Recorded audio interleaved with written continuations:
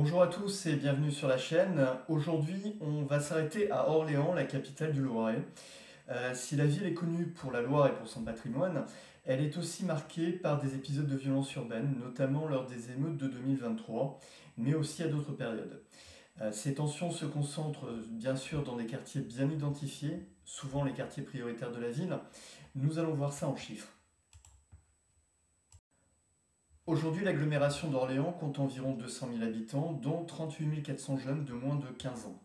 Les quartiers prioritaires eux-mêmes regroupent environ 31 000 habitants, dont quasiment 9 000 enfants de moins de 15 ans.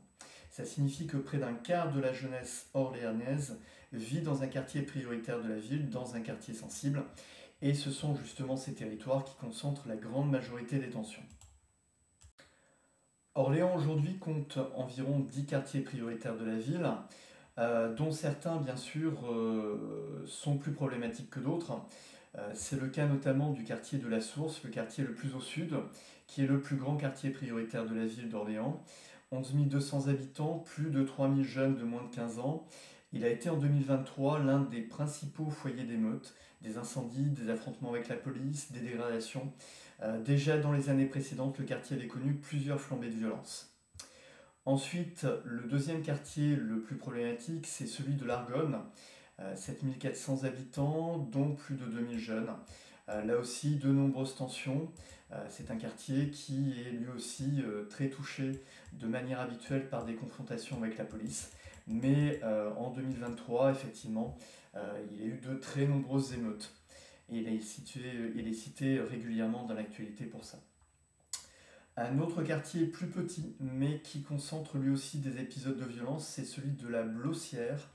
1400 habitants, seulement 400 jeunes. Déjà dans les années 2000, il avait été marqué par des affrontements nocturnes, on va dire assez nombreux. Ensuite, nous avons d'autres quartiers prioritaires qui sont un peu moins problématiques. Les Trois Fontaines, 2200 habitants. Dauphine, 1500 habitants. Les Andrions, 1900 habitants. Pont-Bordeaux, 1200. Clos, Grande Salle, 1600 habitants. Lignerolles, un millier. Les Chaises, un millier aussi.